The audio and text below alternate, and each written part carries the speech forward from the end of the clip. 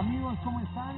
Continuamos en esta transmisión especial que estamos haciendo con Vox FM en estos espacios de cada martes hasta que lleguemos a ese 28 de noviembre, que ya va a ser 39 días, ¿no? 39 días dijo el Matemático. matemático, Mecánico, le iba a decir. neumólogo, astrólogo Luis Lara. Luis Lara, que tiene bastante... Antes de comenzar, y para que la gente después no critique, porque la gente es bien criticona, ocurrió una tragedia. ¿Qué pasó? Tragedia.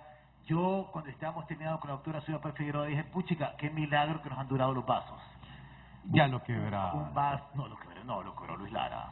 Luis Lara, Luis Lara, quebró o sea, un vaso. entonces, si ponemos algún cintillo ahí... Un listón. Un listón ahí, porque pues lamentablemente se quebró un vaso y estamos viendo cómo solucionamos. Sí, no hay forma. No hay forma. La otra cosa es que en un vaso ahí... Que venga doble. Sí, que venga doble. Que venga doble. Una Así vamos a pregunta, hacer. ya estamos aquí, pero bueno, vamos a tratar cómo.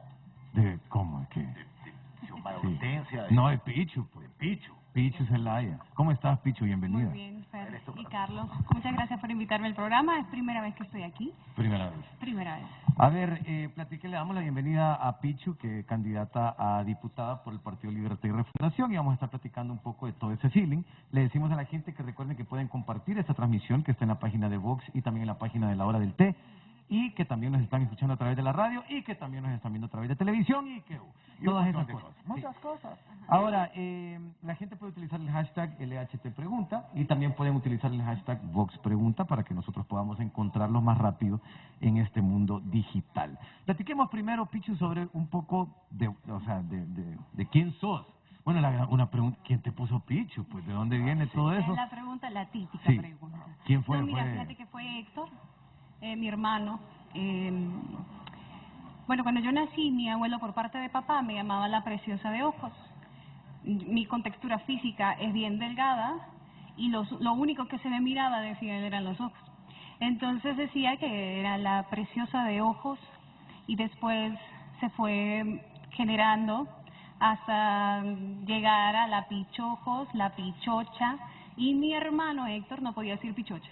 Entonces dijo Pichu un día y se quedó Pichu. Y ahí está. De la familia, obviamente llega a los amigos, Ah, sí. al colegio, eso es lo típico, y después pues ya cuando iniciamos el proceso electoral en el 2005 por la campaña presidencial del Poder Ciudadano, en el que me convierto oradora oficial en todos los mítines políticos y presento al candidato oficialmente, ahí es cuando se populariza la Pichu, porque es como me presentan en cada una de las reuniones. Entonces, después de la Pichu se vuelve la popular Pichu, la famosa Pichu, y se quedó O sea, con la todos en la familia te dicen Pichu. Todos, Todos toditos. todos. Digamos una sobrina, tía Pichu. Tía Pichu. Puchica, ¿cómo es? Ahora, una consulta. Mucha gente dice que es malo preguntarle edad a una mujer. Yo nunca he creído porque es algo malo. ¿Cuántos años tenés? Tengo 36 años. 36 años. ¿Estás metida en este feeling de la política? Te lo pregunto por o sea, hay amistades tuyas Ujú. que están en otra cosa. O sea, desde antes están en otra cuestión. ¿Cómo? Del colegio, digamos. Sí, digamos del colegio, amistades de que están en otra cuestión. La Pichu sale, hace cosas, porque estar en lo que está aspirante a una diputada a una edad joven, que yo creo que también es otra cosa que se está dando a nivel mundial. O sea, ya no son aquellos políticos de antes que son gente bastante mayor. Sí, toda la mara pelo blanco. Ya Sí, ahora- toda la mara pelo blanco. Estamos hablando de Los una... eternos jóvenes. Correcto, estamos hablando de Nayib Bukele, que es menor que nosotros. Sí. Me hace sentir un poco mal eso, pero bueno. Pero, ¿tus otros amigos qué te dicen de eso? Porque tal vez hay otros que están trabajando en un banco, y vos estás aspirando a un cargo público. Bueno, en verdad no se extrañan, porque primero he estado involucrada, obviamente porque crecí en el ambiente político, y realmente comencé a dar como mis primeros pasos a involucrarme en los procesos electorales cuando tenía 15 años. En la escuela, en el colegio, mis amistades siempre me miraban como la que siempre está en política y hablaba de otros temas que tal vez no todos estaban hablando lo mismo, ¿verdad? Exacto. Entonces, no se extrañan de que yo esté aspirando en este momento. creo yo que la trayectoria que llevamos y tampoco el pueblo hondureño, pues porque me vieron crecer, conocieron mi etapa de mi infancia, conocieron mi adolescencia, hemos estado bajo el ojo público permanentemente toda una vida, conocieron mi etapa de estudiante, conocieron mis primeros pasos en política, que fue en la campaña del 2005, luego en el gobierno del Poder Ciudadano. Yo en ese proceso electoral había conocido distintas organizaciones juveniles, había conocido el programa interagencial para la infancia, adolescencia y juventud de las Naciones Unidas, y con ellos me había comprometido a promover e impulsar la creación del Instituto Nacional de la Juventud una vez hecho gobierno, el gobierno del Poder Ciudadano. Entonces, ahí empecé a involucrarme más con temas de jóvenes y artísticos. Ahí por ahí en esas fechas conocí a Fer y empezamos a trabajar en proyectos de impulsar el arte y la cultura nacional. En el gobierno del Poder Ciudadano me honro mucho en decirlo porque es el gobierno en el que más se apoyó el arte y el talento a los músicos nacionales. Yo estaba siempre tratando de gestionar ese apoyo y permitir que los espacios, tanto en el periódico oficial del gobierno como en el Canal 8, tuvieran los músicos y los artistas espacios para expresarse, espacios para mostrar su talento, cosas que no ha pasado estos últimos 12 años. Hemos perdido los espacios y todavía les cobran adicional y hasta cargas, impuestos para poder presentarse, cuando aquí el arte debería ser gratuito, cuando aquí el arte debería ser de fácil consumo para la mayoría del pueblo, especialmente los jóvenes que tienen creatividad y que tienen la facilidad y la habilidad de expresarse por medio del arte. Así que en ese periodo y ahí ya yo estaba colaborando en el proyecto del Poder Ciudadano, y luego pues sucede el golpe de Estado en el 2009. Ya vamos a platicar de ese momento del golpe.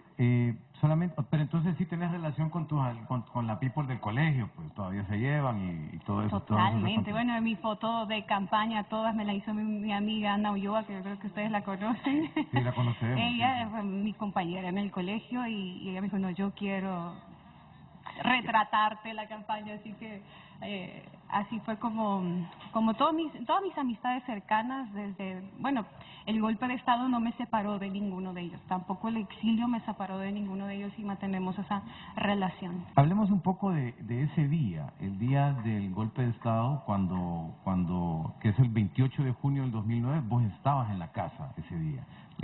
Resumirnos, porque me imagino que es una historia como súper larga y probablemente ya la has contado bastante veces, pero para nuestra audiencia, ¿cómo fue ese día? Bueno, yo fui el único testigo de la familia que estaba presente con el secuestro del presidente. Y eran las 5:30 de la mañana cuando llegaban los militares a punta de bala a romper a la fuerza las puertas para secuestrar a un presidente. Y yo fui la voz que denunció desde horas de la madrugada el golpe de Estado, enviando información a nuestros representantes a la OEA, informando a los medios de comunicación locales que me daban espacio, es decir, los que me respondieron a esa hora de la mañana, y a los compañeros pues con los que habíamos estado trabajando y organizando el proceso de la cuarta urna, con quienes llamé inmediatamente para informarles que habían secuestrado al presidente y que estábamos viviendo un golpe de Estado. Y por eso es que la denuncia sale y los planes del golpismo también se caen. Ellos no sabían que vos estabas ahí, no, y tus hermanos tampoco estaban. No, ninguno estaba, estábamos él y yo solamente. Entonces, para contarte rapidito qué es lo que pasó ese día, que yo creo que también aquí tuvieron al coordinador general que se los contó y les relató bastante eso, pero en ese momento tenía una guitarra y sonaba bien. Ese programa fue una cosa épica. O sea, deberían dar con la guitarra de arriba para abajo. Porque yo creo que es el mejor programa que han hecho. Hasta el que estaba en contra y el que está a favor estaba ido con la historia. La gente estaba embobada, arrollados, sí, porque musicalizó la historia. Es cualquiera, bonito, una cosa. Se escuchaba bonito eso. Eso fue en las 30 horas del 6. Sí, exacto. Entonces, bueno, te comento que cuando llegan los militares, la que logra entrar a mi habitación es mi edecán, no los edecanes del presidente, ellos quedaron afuera. Ella sí entra a la casa, ella llega a informarle al presidente, los militares están rodeando toda la casa, y él lo que le dice es, quédate con la Pichu, cuida a Pichu. Y yo me encierro en el cuarto con ella y cuando empiezan las ráfagas de disparos para entrar a la habitación, cosa que niega. Disparos adentro de la casa. Afuera de la casa inician para romper las puertas, porque rompen con balas las puertas, y yo creo que eso es público, está en YouTube, todos pueden acceder y ver cómo fue el momento del golpe y pues todavía en mi casa de habitación está la puerta trasera de la casa con todas las perforaciones por los O sea, balazos. no han cambiado la puerta. No la hemos cambiado, ahí está. No, la puerta agarra llave. Todo. Sí, está con un candado, Ah, obviamente. Sí, o sea, que está así como... Sí, no, porque lo va a meter. Obviamente está con un candado, Con un candado globe, Sí, pero bueno, por ahí está. pero sí es porque es historia y es parte del relato de la resistencia popular. Y pues, bueno, yo escucho el momento en que lo encuentran, en que le empiezan a gritar y realmente fue un momento muy doloroso para la familia. No solamente están secuestrando a un presidente, es tu padre. Y a raíz de eso, pues, después de que lo secuestran a él, empiezan a botar las puertas de las habitaciones, y cuando empiezan a botar la puerta de mi habitación con patadas, que las rompen todas, yo me meto debajo de la cama, y quien quedó fuera es la edecán, a quien la desarman y le preguntan por qué está aquí, y dice ella, yo estoy sola. Y se la llevan a ella, la sacan de la habitación y que se La queda... decán también es una militar. Es militar, Sí. claro. Y ahí pues empiezan ellos a revisar todas las habitaciones para ver si había alguien más. Yo logré grabar una parte, ¿verdad? El problema era que tenía a mi hermana nerviosísima y que ella me estaba llamando constantemente, entonces el video se corta y se corta y se corta. No, espérate, hombre, ya grabaste, hombre. Como aquella película de Taken. Para mí era importante pues registrar ese... ¿Descubrieron o sí? No. No, pero ahí también cualquiera revisa bajo la cama. ¿va? No, Ime, pero también le decan que No, tigre. le- o- No, sí le decanta, pero si uno va Le a decanta. una habitación, pues uno es de reja bajo la cama. ¿va? Sí, no, la decán fue quien les dijo, estoy sola. Y pues la sacan a ella y de repente pasó 10 minutos, 15 minutos, 20 minutos y yo debajo de la cama. Y escribo en mi celular, ¿puedo salir? Le escribo a ella. Y me dice, no. Ok. Y me escribe luego, si entran preguntando o llamando su nombre, no salga. Ok. De ahí, pues, escuchó el edecán de seguridad del presidente, que empieza, señorita Xiomara, señorita Xiomara. Y yo dije, bueno, ella me dijo que no voy a responder. Hasta que escuché la voz de ella, que me dice, señorita Pichu, ya no hay militares, ya puede salir. Y a partir de ahí, pues, ya era buscar dónde refugiarnos. Y vos con tu hermana, Saliendo- aló, ya. No, ¿Qué- saliendo de la casa, quien me llamó fue mi madre, ella estaba en Olancho. Ella era parte de la organización de la Cuarta Urna en Olancho, y ella me llama cuando yo estoy poniendo pie en la puerta de la casa para poder salir. Y me llama y me dice, ¿qué pasó? ¿Dónde está tu papá? Y en ese momento, pues, yo le dije, lo secuestraron y hubo un golpe de Estado. Y si vos para dónde vas, vos no te preocupes por mí, a mí no me van a buscar, te van a buscar a vos. Y ella decidió pues irse a la montaña y refugiarse en una montaña y con un grupo de compañeros que la acompañaron, y todos nos fuimos a embajadas distintas. ¿Y para dónde se puede saber para dónde fuiste? Yo inicialmente, pues eso fue como un ángel que me llamó en ese momento. Yo no sabía para dónde iba a ir, esa es la verdad. En ese momento no tenía la menor idea Sí, a pero dónde acá- iba a llegar, ¿verdad? ¿Dónde era? Eh, ¿Dónde Luis La- No, ¿dónde Lara? No, era- hombre. Y Gente lo que me te proteja, recomiendan hombre. primero es no ir donde frecuentas. Entonces, No, yo no frecuento la calle Luis Lara, ni la conozco. ¿ah? Voy a ir a la troque. No. No. Ok. entonces en ese momento me cae una llamada de mi tío abuelo, José Armando Sarmiento, y él me llama y me dice, te espero aquí. Esa fue su única palabra. Y entonces me fui para su casa. Me fui para su casa a las 9 de la noche, recibo una llamada y me dicen que me van a ir a buscar. 9 de la noche, estábamos en medio del estado de sitio, había toque de queda, habían retenes militares por todos los bulevares, y me informan que me van a ir a buscar para llevarme a un lugar seguro. Y me trasladé a la Embajada de Nicaragua, y ahí estuve en una oficina, dormía en una en un sofá de 2 personas en una oficina, y me acuerdo bien que no sabía nada del resto de mi familia. Yo no sabía, nadie sabía dónde estaba cada quien, porque estábamos obviamente refugiados, pues, pero me acuerdo que logro hablar con mi hermana después de varios días, y me llama por teléfono y me dice: ¿cómo estás? ¿Estás comiendo? ¿Estás bien? Y en eso le escucho que dice: Irene, ven y te subo a la cama. Y yo: ¿y es que tenés cama? Yo estoy durmiendo aquí en el piso. ¿Dónde estás? Que tenés cama. Le digo, y ella, pues, estaba embarazada. Me hubieras contestado. Te quedaste en cama, te quedaste aquí hay aire. No, fueron días muy difíciles. Ella estaba embarazada en ese momento. Su hijo lo tuvo a Juan Manuel, el menor.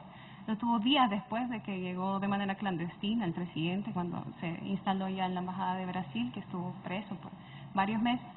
Y bueno, fueron momentos muy dolorosos. Yo recuerdo cuando yo me sumergí ahí debajo de la cama, la sensación que te da es como cuando te metes debajo del agua, en lo profundo del agua, y que todos los sonidos se maximizan. Y la dimensión de los sonidos que vas escuchando son mucho más fuertes de lo normal, pues cuando estás afuera, la superficie. Y yo creo que ese sentimiento de contenernos la respiración es lo que ha sentido este pueblo por estos 12 años, y que este 28 de noviembre significa ese volver a respirar y salir a flote, y que este pueblo tenga una esperanza en un cambio, y que ese cambio lo representa en este momento una mujer, y que ahora, pues, como generación que queremos o estamos participando en este proceso electoral, y generación, pues, que sufrimos los embates no solo del golpe, de los últimos 2 fraudes electorales, de la represión, de la discriminación, del hostigamiento, de tantas cosas que nos ha sucedido estos últimos 12 años. Ahora es el momento de empezar a construir una nueva historia. Hablemos de eso, el hostigamiento. Tienes gente que te apoya, definitivamente, gente que apoya Libre, hay gente que apoya las cosas que hizo tu papá, pero también hay gente que no te apoya, y ahora en redes sociales te permite a que cualquiera se exprese. ¿Cómo se vive con eso?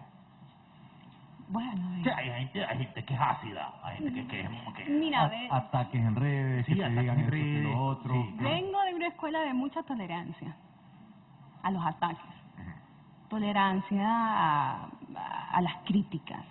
Y yo creo que cuando estás expuesto y estás especialmente involucrado en algo como política, en la que te debes a la ciudadanía, es decir, que tus acciones se vuelven tan responsable y te compromete que todas tus decisiones, tus acciones, tu vida privada, personal, se vuelve pública, hace que seas más responsable ante la población frente a cada una de las decisiones que vas a tomar. En lo personal, como hay ataques que vivimos desde mucho antes del golpe de Estado, que atacan directamente a la familia, pero son ataques que no tienen fundamento.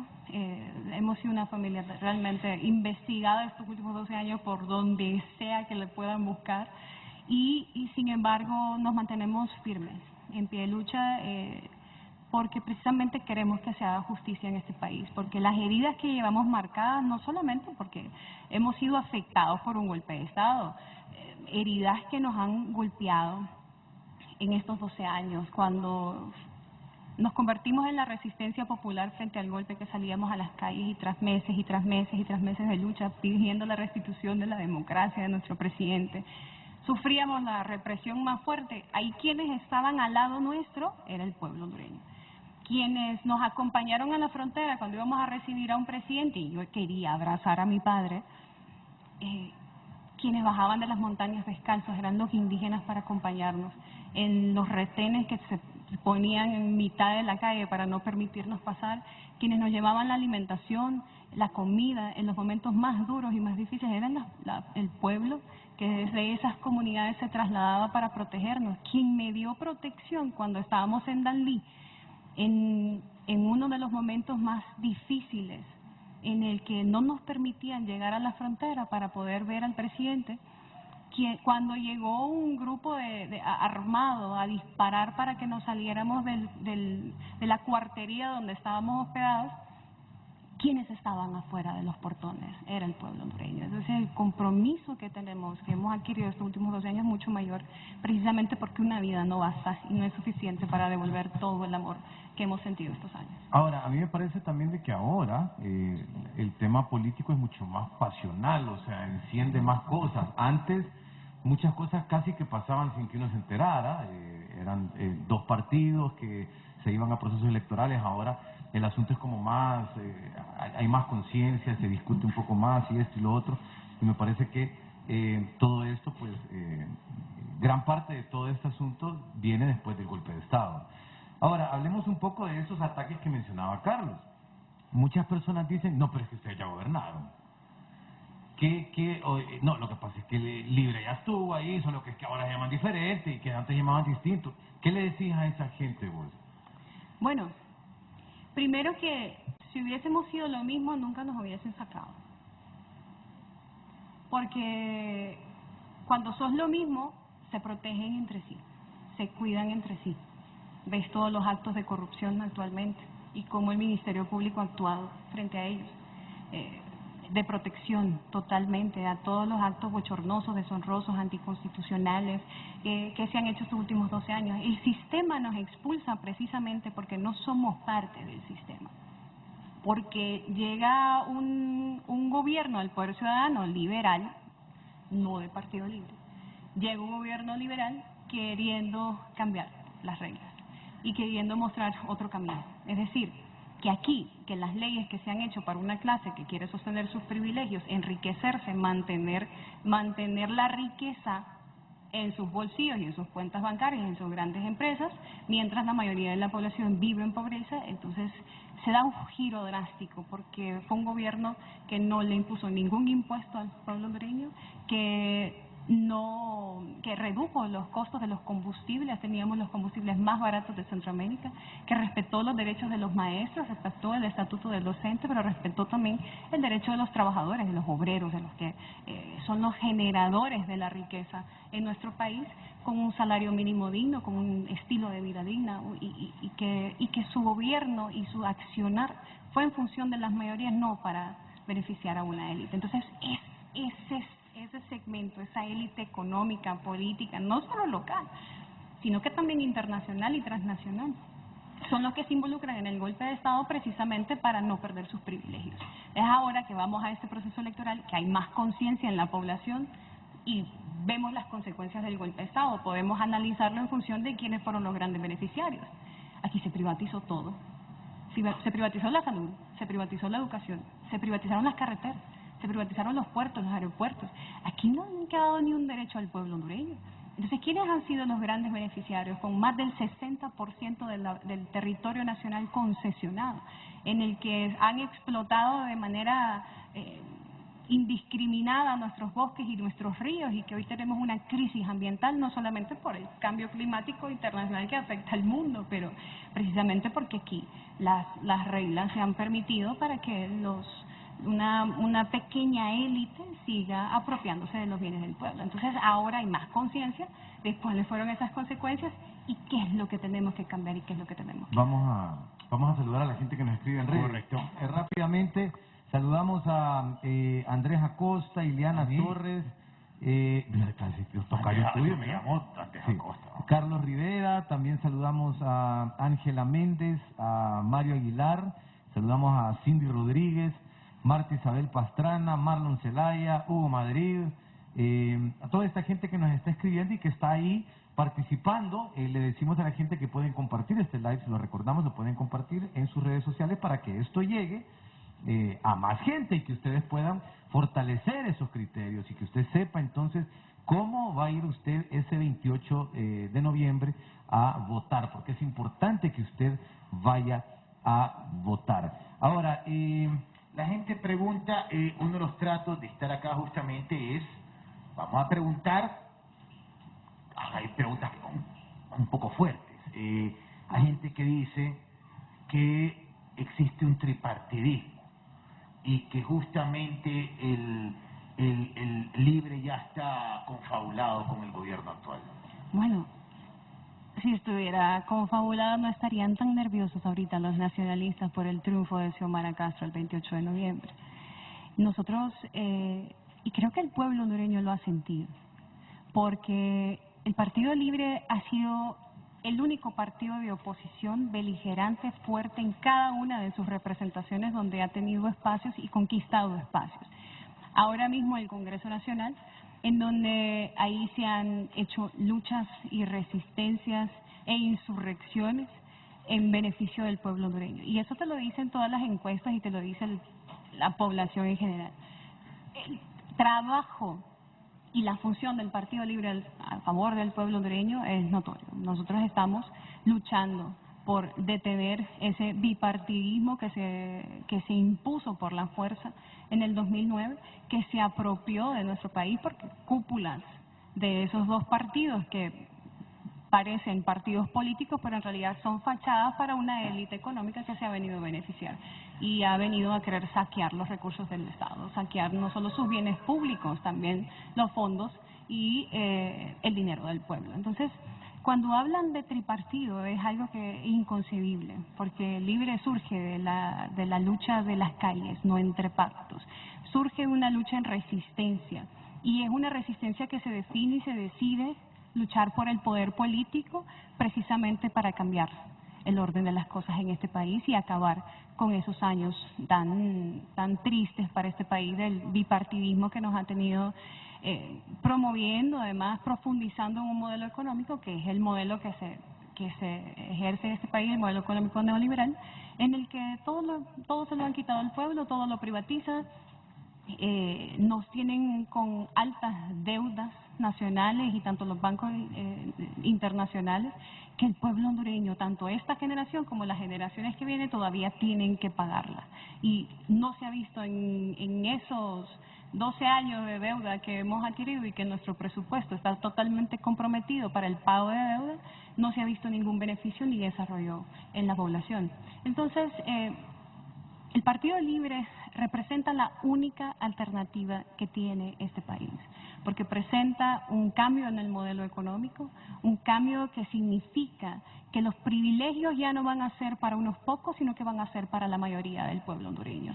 Y de ahí es que parte todo el concepto de la refundación nacional, que es no reconstruir, como dicen algunos, poner parche sobre un sistema que está podrido, corroído, que fracasó, que no sirve y que no le ha dado respuesta al pueblo hondureño, sino es construir un Estado nuevo, un Estado de bienestar, un Estado en donde quienes sean los privilegiados sea la mayoría del pueblo hondureño y no un grupo pequeño que se ha beneficiado con concesiones, con exoneraciones y con tantos otros beneficios y contratos leoninos en contra del pueblo.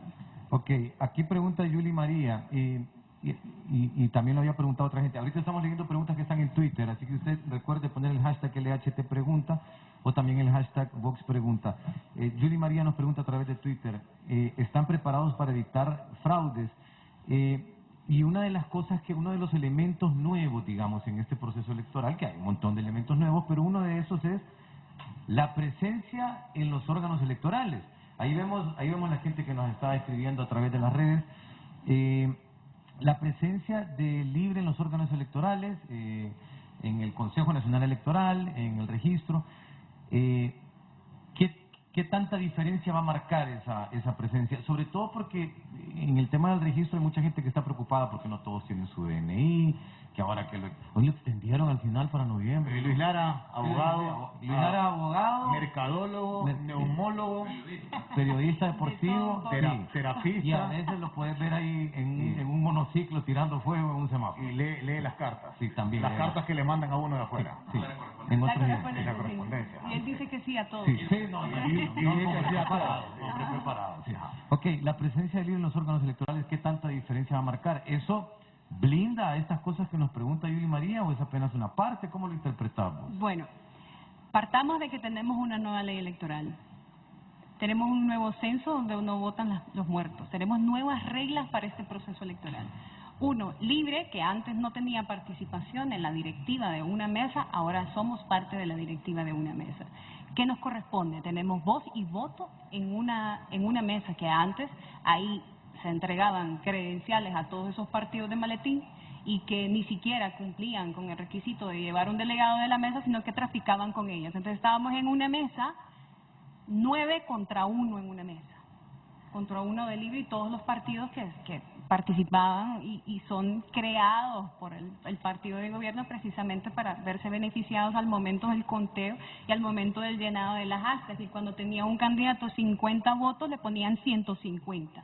Esas cosas cambian porque ya no se permiten las credenciales para los partidos de maletín, sino que Libre es parte de la directiva y se ha reducido a 3 partidos políticos la directiva y 2 partidos políticos que pueden estar también dentro del proceso como vocales, como observadores, ¿verdad? Pero ahora hay más partidos, ¿no? Ahora hay un más montón. partidos, exactamente, y ahí son 14 partidos políticos 14. y 2 que van Independientes. independientes, exacto. Entonces, eso es una parte. Luego está el tema de la huella dactilar y la transmisión de los resultados vía electrónica.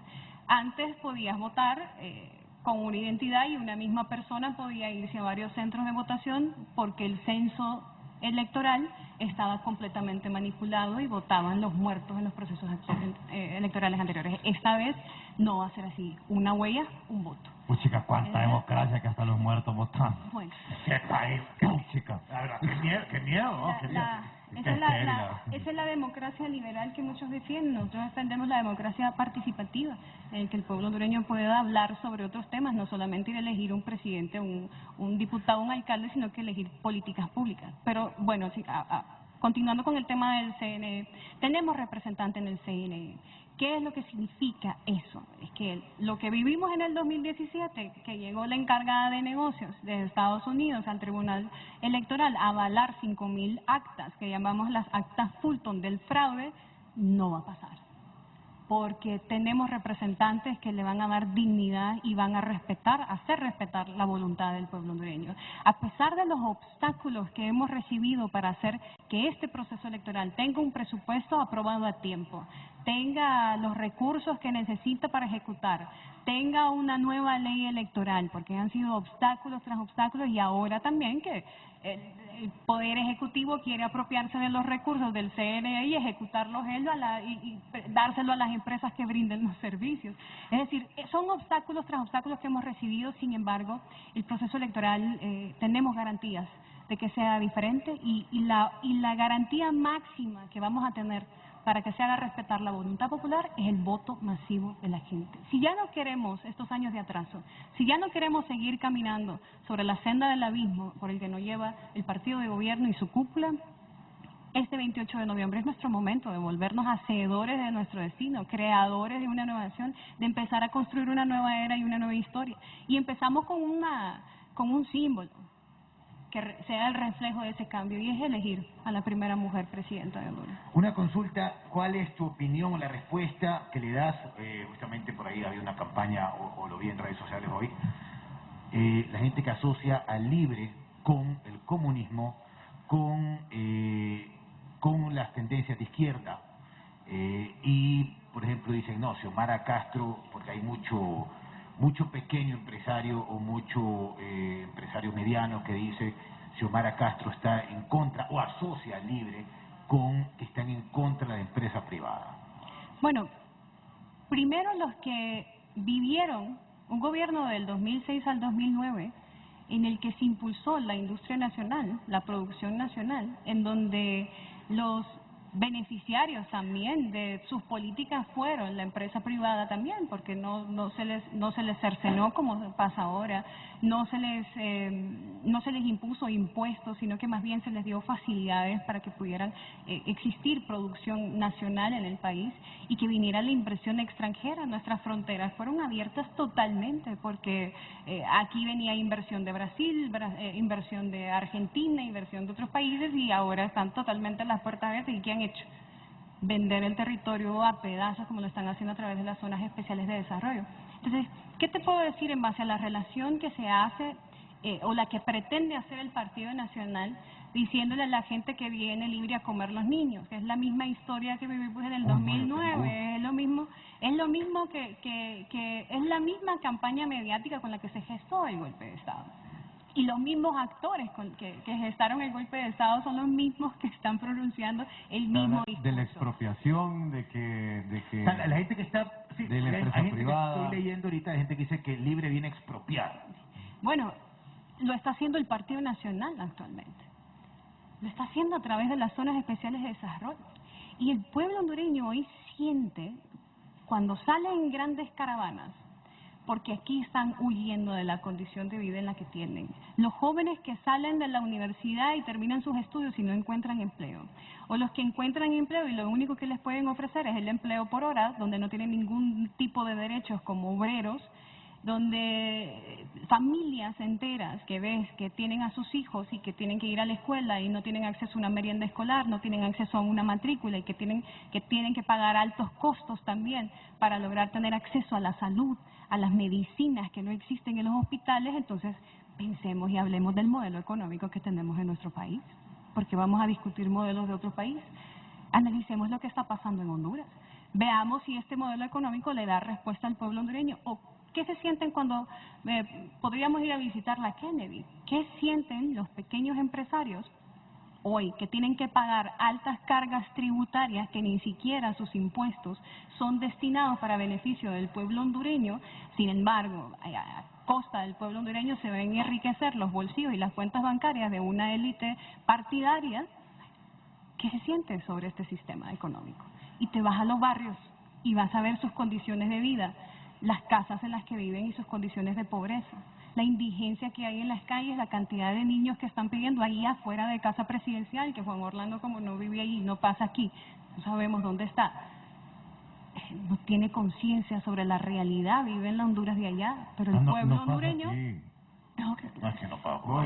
Vive en la Honduras de allá, y el pueblo hondureño que está viviendo día a día los estragos de este modelo económico, cuando te vas a las comunidades alejadas y remotas o internas y ves las condiciones en las que viven nuestros pueblos indígenas, que los están desplazando de sus tierras precisamente porque están construyendo una hidroeléctrica o un complejo hotelero o de vivienda en el que les están quitando sus tierras, les están quitando su vida, les están quitando el agua, te das cuenta que este modelo económico que se impone en este país no es el correcto. Y precisamente porque vivimos altos niveles de dependencia, Honduras depende completamente de las grandes potencias extranjeras, y no es precisamente porque ellos se lo vienen a imponer, sino porque aquí no hemos tenido presidentes o quienes ejerzan una función o un cargo público que tenga dignidad frente a los intereses extranjeros, sino que prefieren vender la dignidad del pueblo y defender los intereses foráneos. Aquí la política económica la dicta el Fondo Monetario Internacional, no es ni siquiera los economistas nacionales. El Fondo Monetario Nacional te dice qué paquetazos tenés que dar.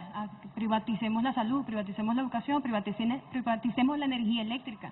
Son medidas económicas que te dicta el Fondo Monetario Internacional, y hoy nos tienen altamente endeudados precisamente porque ellos nos llevan a firmar acuerdos y pactos, y que los que vivimos aquí, pues los que deberían de estar defendiendo la dignidad del pueblo, se prestan para eso. La política de seguridad ni siquiera la maneja el país. La política de seguridad, todas esas investigaciones sobre narcóticos los hacen agencias internacionales y oficinas internacionales. La política de justicia en este país ni siquiera puede ser aplicada por nuestro sistema. Es aplicada en Nueva York actualmente, y desde allá están pidiendo las extradiciones y desde allá están aplicando la justicia que debería de aplicarse en nuestro país. Entonces, y hablemos de la política alimentaria. La producción nacional, si te vas al campo y vas a ver las posibilidades que tiene un agricultor de hacer producir su tierra y alimentar a su familia, son casi imposibles porque no tienen crédito, porque no tienen acceso a los insumos. ¿Y a qué hemos llegado, Fer? Hemos llegado ahora a que importamos el maíz, importamos el arroz, importamos el frijol, teniendo tierra suficiente, capital humano suficiente para poderlo producir aquí y por lo menos garantizar que haya una soberanía alimentaria. Es decir, revisemos el modelo económico que Ayer tenemos en estaba este país. viendo que más de 4.4 millones de hondureños viven en inseguridad alimentaria. O sea, que no tienen garantizado el alimento. Comer. Es la mitad de la gente, ¿no? Sí. Es la mitad de la gente.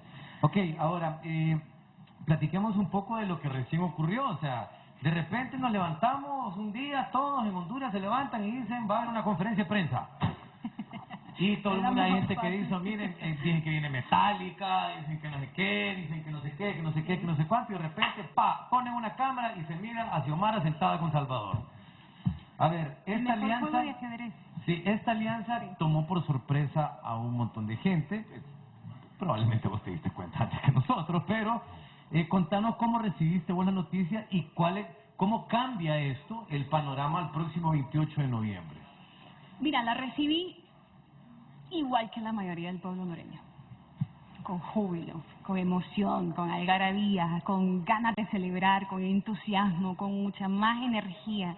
Es una esperanza para el pueblo esta unidad que se sella.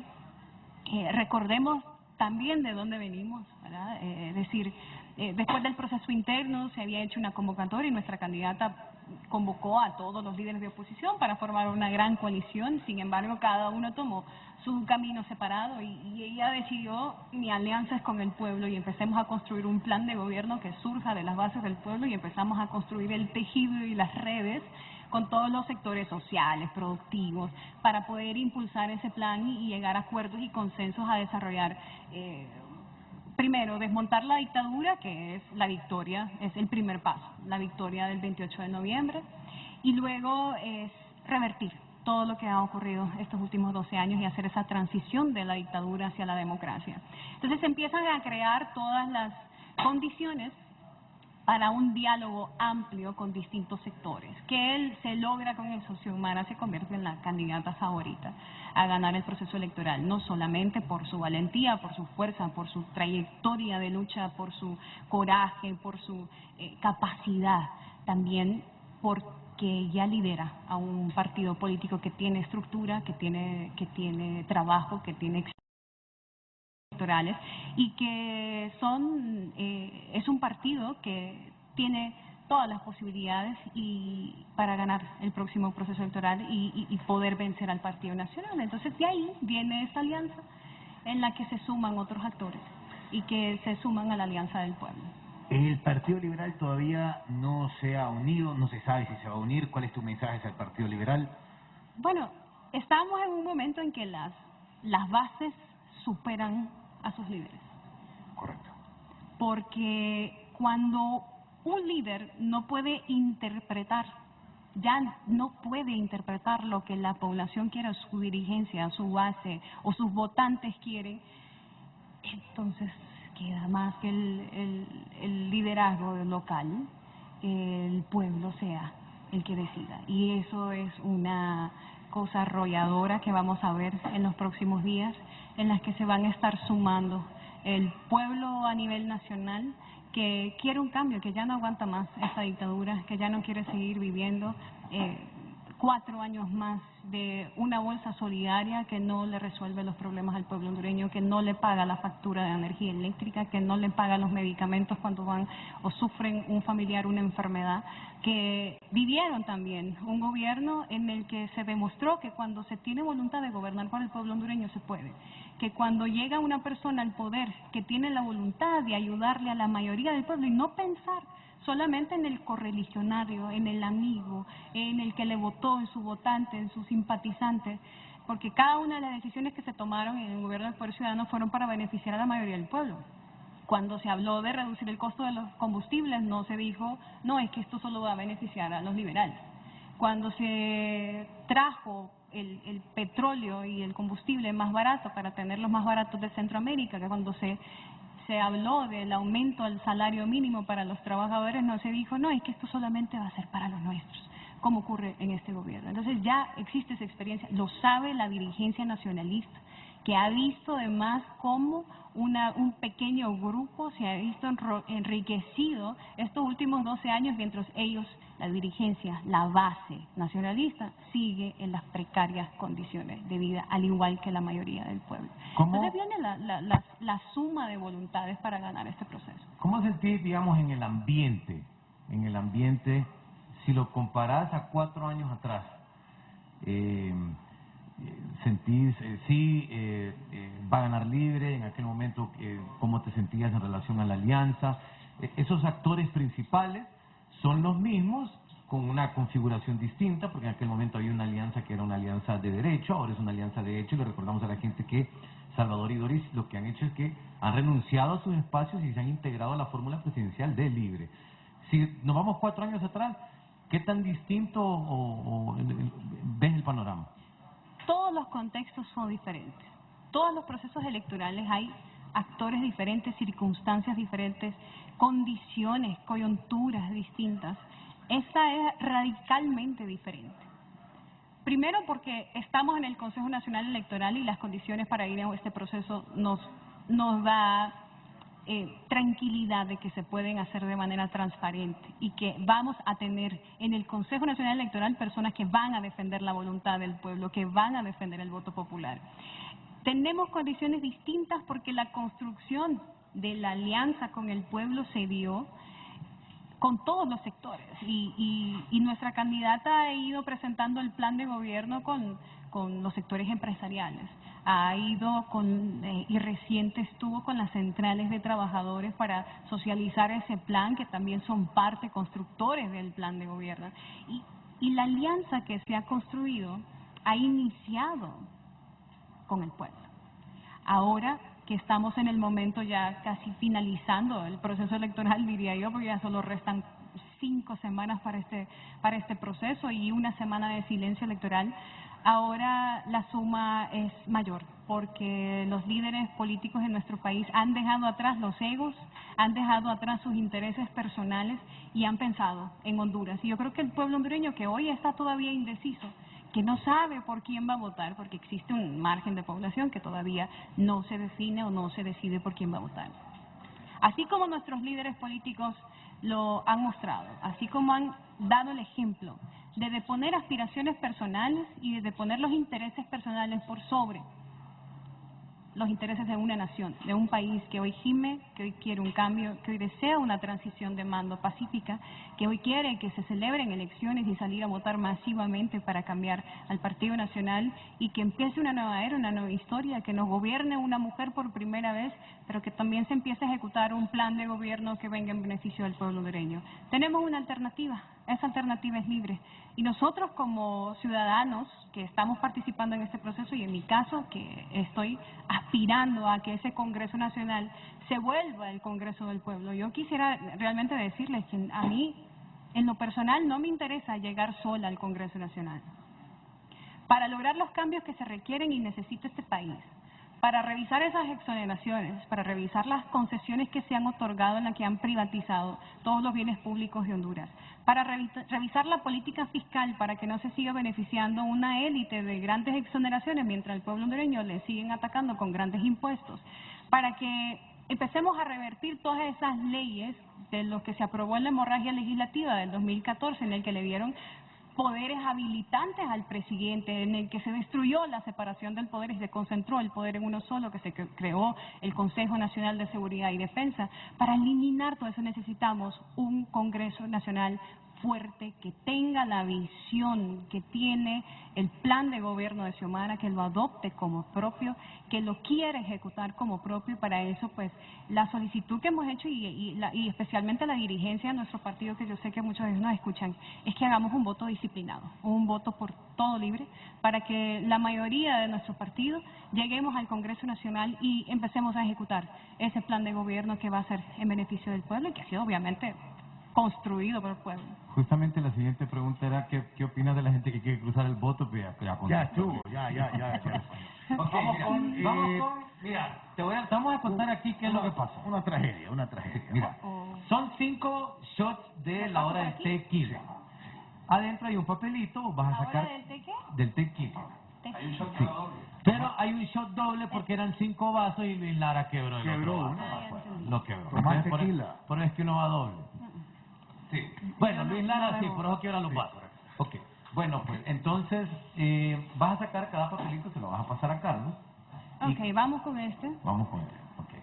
Y ahí adentro viene un nombre, una palabra, una fecha, un algo, y vamos a ver qué es lo primero que se te viene a la mente o qué puede decirnos de lo que aparece. Para la próxima compramos vasos de Ya, plástico. sí, de acero. Rixi Moncada. Es la mujer que va a declarar a la primera mujer presidenta de Honduras. siguiente.